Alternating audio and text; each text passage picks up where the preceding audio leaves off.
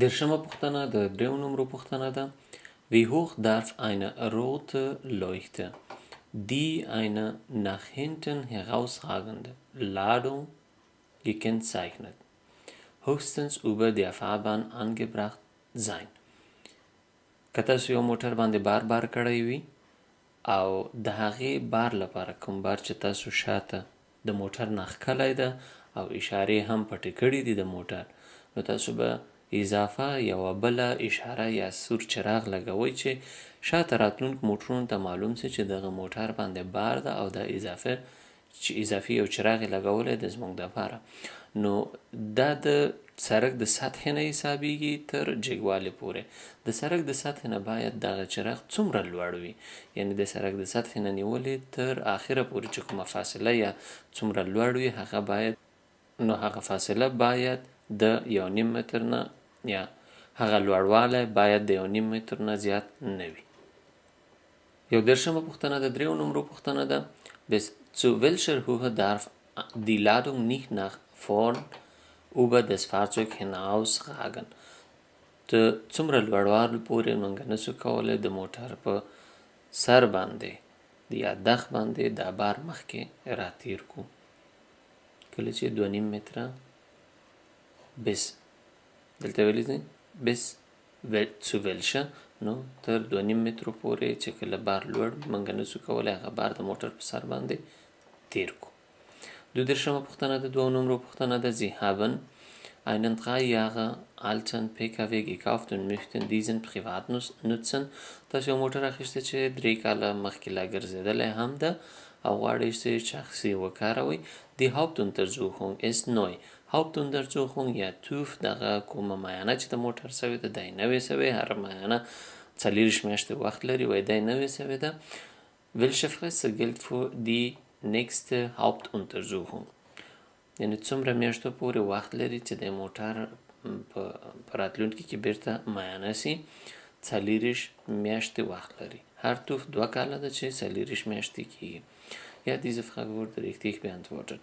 Dritte پوښتنه د دریو نمرو پوښتنه ده. Sie besitzen die Fahrerlaubnis der Klasse B. تاسو کوم فوغشن یا لیسنس چې اخلئ دې ته د کلاسې B یا د B ټولګي فروشن یا لیسنس وایي. Ihre PKW hat folgende Daten. ستاسو موټر دغه لاندې ځانګړنې لري. Leermasse 1900 کیلوګرام، که چېرته خالي وي 1900 کیلوګرامه. zulässige Gesamtmasse ټول وزن چې اجازه ده تاسو یې ګرځولی شئ، یا دغه موټر چې کوم وزن لري 2400 کیلوګرامه ده. zulässige Anhänglast 1500 کیلوګرام.